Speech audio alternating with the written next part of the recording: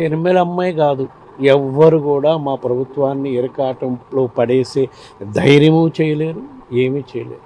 రాష్ట్రంలో రోడ్లు ఎక్కడ వేయలేదో మీరు రాష్ట్రంలోకి వచ్చింది ఇప్పుడు ఫస్ట్ టైం రాష్ట్రానికి ఇప్పుడు దాకా వచ్చారు.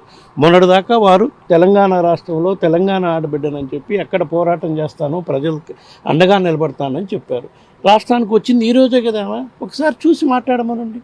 రాష్ట్రంలో అభివృద్ధి జరిగిందా లేదా చూసి మాట్లాడండి. ఒక్క రోడ్లు బిల్డింగ్లు వేస్తేనే కాదు అభివృద్ధి.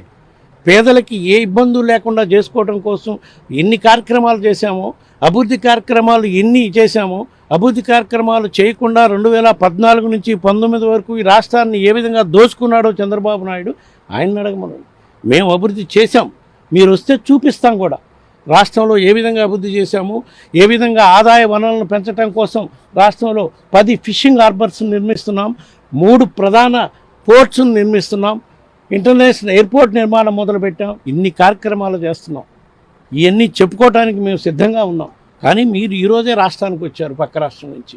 అక్కడ ఎన్నికల్లో నిలబడలేకపోయారు, ఏ కారణం వల్ల విరమించుకోవడం జరిగింది. మీరు వచ్చారు, రండి. రాజకీయ పార్టీలు ఎన్నైనా రావచ్చు, పోరాటానికి మేము సిద్ధమే. కానీ ప్రజలు మాతో ఉన్నారు. మేము చేసిన అభివృద్ధి కార్యక్రమాలు ఎవరు చేయలేదని కూడా మేము ఛాలెంజ్గా చెప్పగలుగుతున్నాం. వైఎస్ఆర్ ఆశయ సాధన కోసం పెట్టిన పార్టీయే వైఎస్ఆర్ కాంగ్రెస్ పార్టీ. షర్మిల అమ్మాయి కాదు, ఎవ్వరు కూడా మా ప్రభుత్వాన్ని ఇరకాటంలో పడేసే ధైర్యము చేయలేరు, ఏమీ చేయలేరు. రాష్ట్రంలో రోడ్లు ఎక్కడ వేయలేదో మీరు రాష్ట్రంలోకి వచ్చింది ఇప్పుడు ఫస్ట్ టైం రాష్ట్రానికి ఇప్పుడు దాకా వచ్చారు. మొన్నటి దాకా వారు తెలంగాణ రాష్ట్రంలో తెలంగాణ ఆడబిడ్డనని చెప్పి ఎక్కడ పోరాటం చేస్తానో ప్రజలకు అండగా నిలబడతానని చెప్పారు.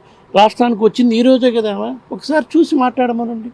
రాష్ట్రంలో అభివృద్ధి జరిగిందా లేదా చూసి మాట్లాడండి. ఒక్క రోడ్లు బిల్డింగ్లు వేస్తేనే కాదు అభివృద్ధి.